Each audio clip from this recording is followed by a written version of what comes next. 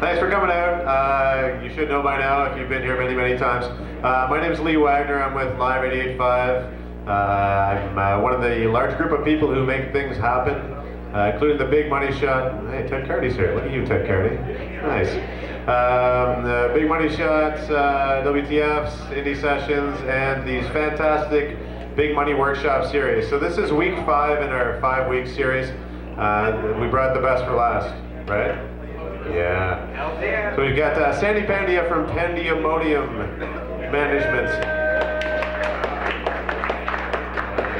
And Rob Lanni from Coalition Entertainment. All right, excellent. So we'll throw some great questions at them, find out how managers work, what they do, when you need them, why you need them, and how many of you guys are going to sign by the end of the night, right? I think 2 or 3 each, I think you said. Maybe we'll start off tonight. As always, I'll ask some questions for the panel, and then they'll enlighten us with their experience.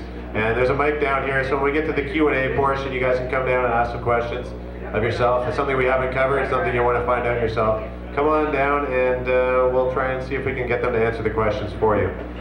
Maybe we'll kind of go through with each of you and talk a little bit about how you got into management, why you decided to do it, and a little bit of history on yourself, maybe the artists you work with or have worked with as well. And maybe we'll start with Sandy. Thank you, welcome. We work with microphones all the time, but you can see we don't know how to use them really. How's that? Can you guys hear me? Yep. Yeah, okay.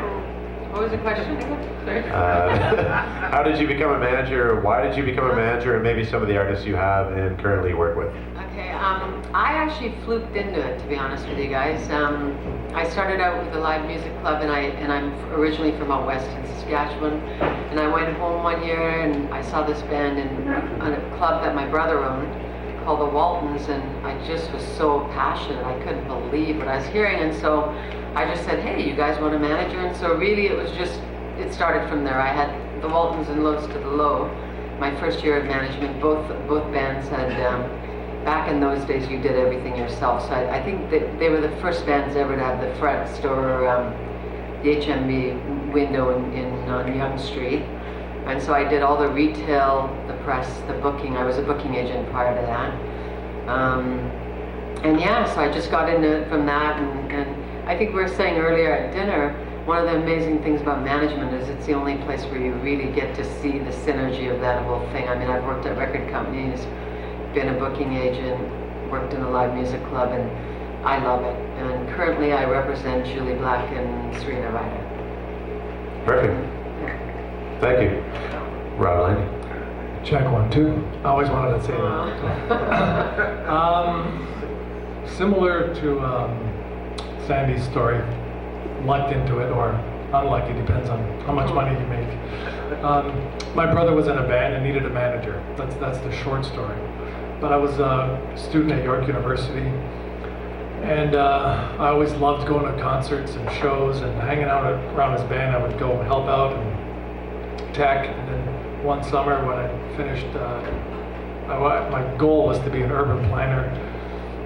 So I finished that degree and then went and got a business degree as well, and I knew I wanted to do something entrepreneurial. I went on the road as a tour manager with his band. He was in a band called Sheriff back in the early 80s. And shortly thereafter, his band split up, and he formed a new band, and he needed a manager, and he said, I'll teach you everything you need to know, because I didn't know anything. And there's every day you learn something new, so it's not like all of a sudden the light bulb goes off and okay, you're a manager. It just takes years of practice, really.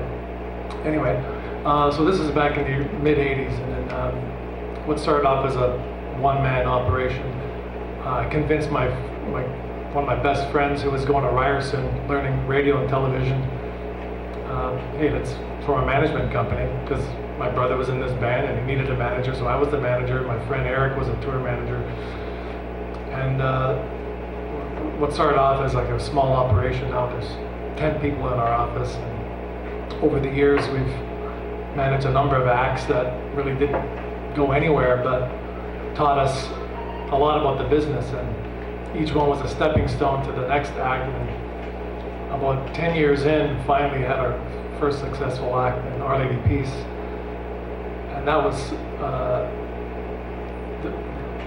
well, I mentioned earlier about not making money. I didn't make any money for 10 years, and then finally their first record came out, and hallelujah, I was like, okay, it's worth, you know, all those years of all of my friends making money in real jobs, and just plugging away, like hoping that one day you have an act that blossoms and turns into something.